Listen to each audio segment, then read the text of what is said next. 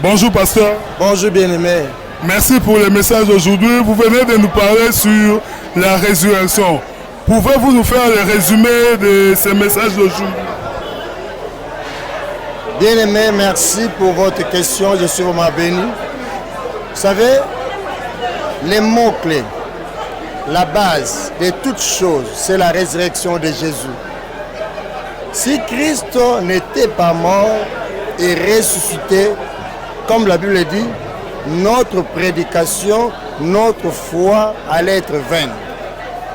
Mais Christ est ressuscité pour prouver que Jésus-Christ est le seul à vaincre et à donner aussi la vie. Alors, la résurrection de Jésus nous a démontré que c'est lui seul qui a le pouvoir sur la mort et il a aussi le pouvoir de donner aussi sa vie à tous ceux qui croiront en lui.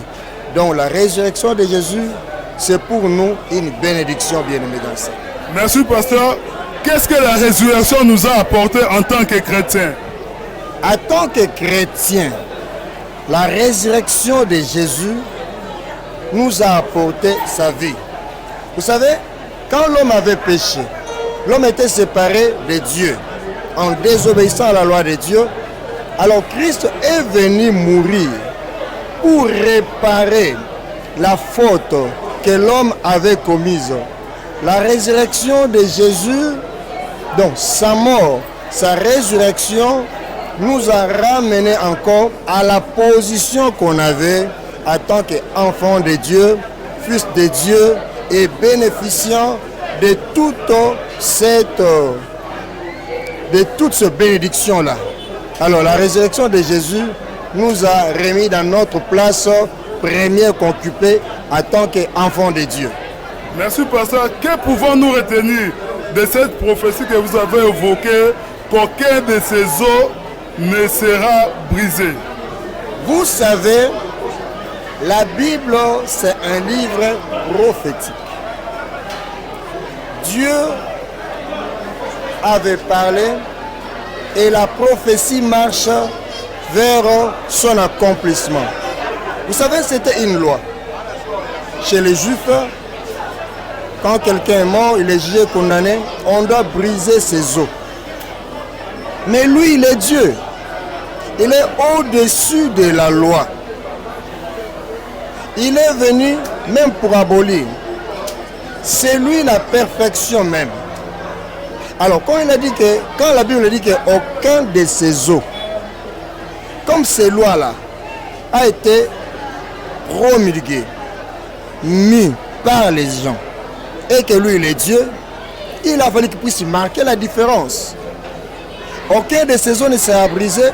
C'est pour montrer que lui, il est Dieu, il reste Dieu, il est soumis à aucune loi placée par les humains sur la terre. Lui, il est au-dessus de tout.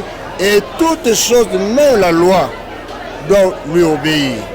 Donc c'est ça. Merci pasteur. La toute dernière question.